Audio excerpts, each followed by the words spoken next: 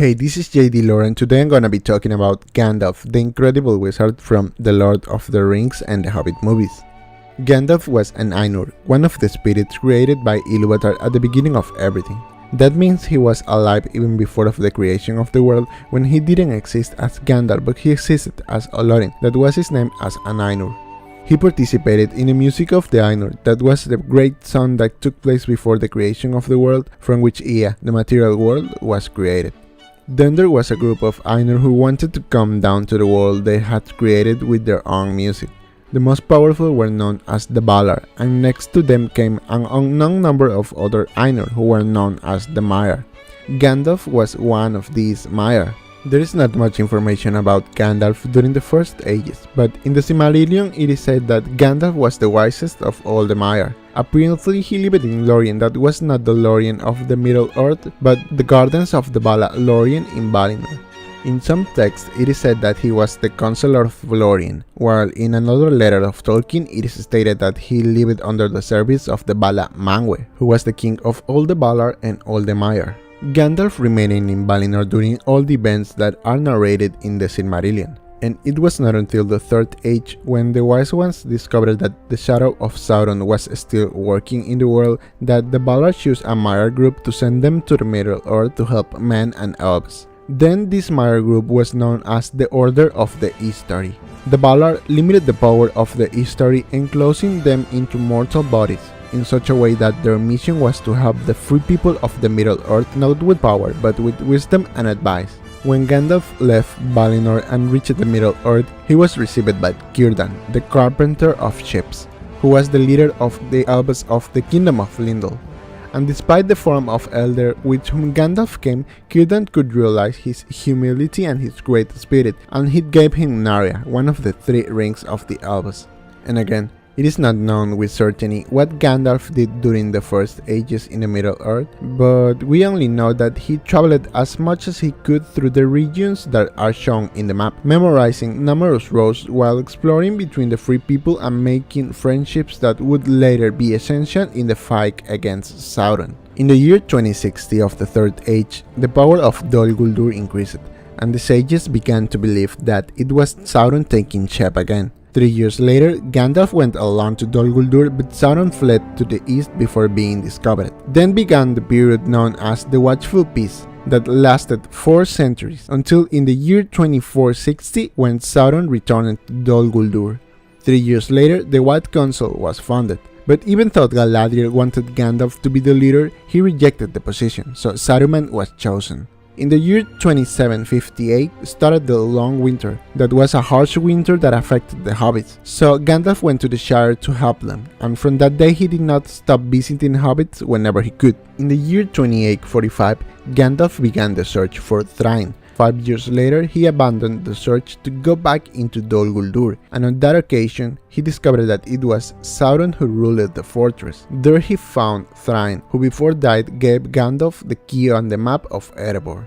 So Gandalf fled, and a year later the White Council met, and there he proposed to attack Dol Guldur, but being a secret traitor, Saruman opposed and convinced the council to not attack, because he thought that the One Ring could be revealed more easily if Sauron stayed close. Consequently, the power of Sauron increased without anyone preventing it, what led Gandalf to fear because Smaug was still living in Erebor, and feared that the dragon and Sauron would form an alliance. But in the year 2941, Gandalf met Thorin, and he took him to the Blue Mountains to tell him the whole story about the Durin people and their plans to recover the mountain.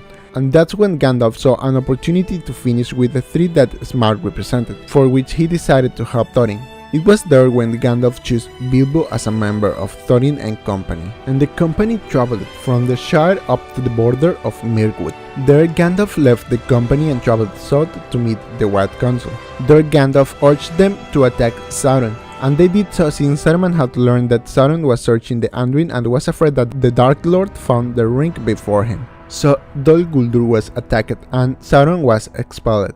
Then Gandalf traveled north and saved Bilbo from being killed by Thorin, and was charged with uniting the armies of Dain, Bardo, and Thranduil. And the Battle of the Five Armies was fought, and when the battle was over, he accompanied Bilbo back to the Shire. In the year 2951, Sauron openly declared his return, since he had pretended to run away from Dol Guldur to enter Mordor unnoticed. 2 years later, the White Council met for the last time, and in the year 2956, Gandalf met Aragorn, and they spent a year together until Aragorn left to serve the King Thengel in Rohan and the Seneschal Ecthelion in Gondor. On the year 3001, Gandalf traveled to the Shire to attempt the party of Bilbo, who turned 111 years old. The attitude of Bilbo was in that year when Gandalf began to suspect that Bilbo's ring could be the One Ring of Sauron.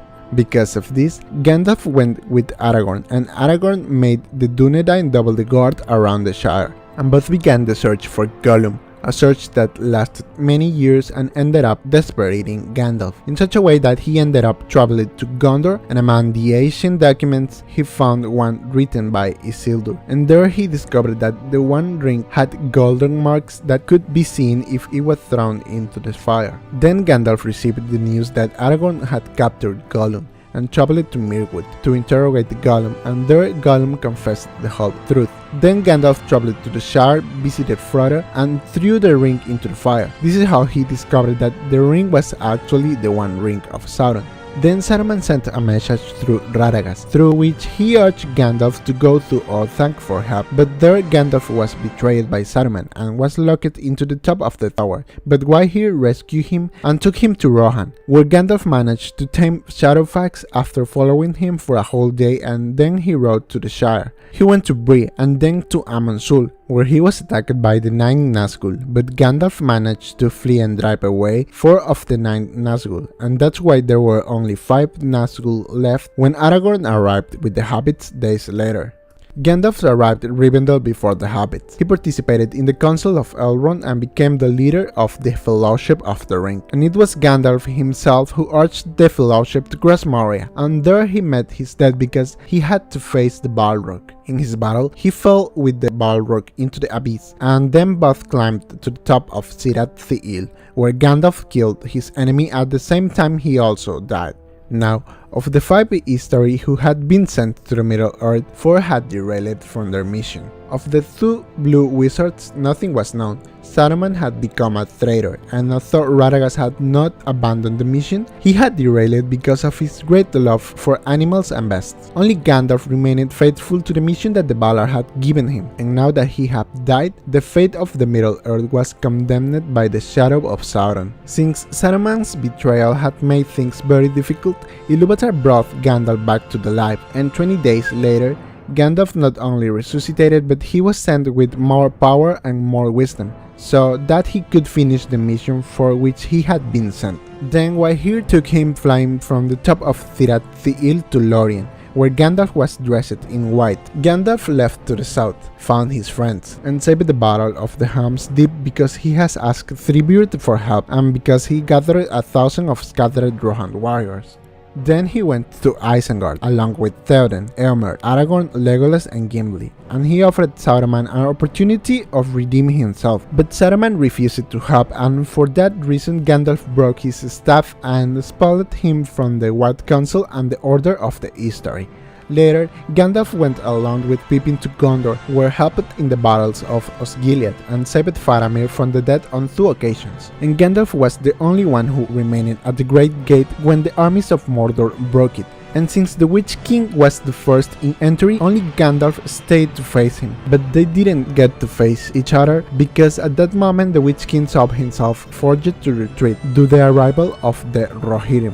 Then the Battle of the Pelennor was fought, and the next day it was not Aragorn but Gandalf who proposed to march to the Black Door to distract Sauron and his troops so that Frodo could have a free pass to the Mount Doom, and only thus could the One Ring to be destroyed. Then Gandalf saved Frodo and Sam with the help of Gwahir. Then he crowned Aragorn as king of the new unified kingdom of Arnor and Gondor, and he remained in the Middle-earth for 2 more years, until in the year 3021 Gandalf went to Lindol along with Galadriel, Elrond, Bilbo and Frodo to return to Valinor. Thus, Gandalf became the only one of all the Istari who fulfilled his mission.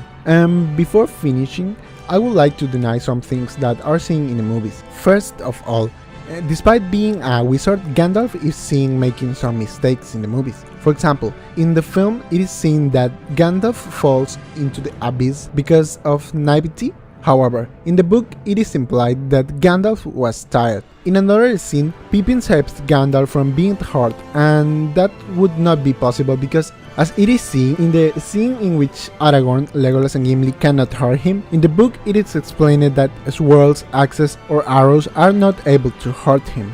And finally, the fight against the Witch King that is seen in the extended version of The Return of the King had never happened in the books, and if it had happened, the Witch King would undoubtedly have been destroyed by Gandalf with great ease, since no one was more powerful than Gandalf once he turned into the White. Nobody except Sauron. Tolkien said that where the physical power of the enemy was too great to oppose only with goodwill, Ilúvatar allowed Gandalf to make use of his powers as last resort, as seen in the 2 times he saved Faramir. And that's the whole story about Gandalf. I hope you guys enjoyed this video and see you in another one.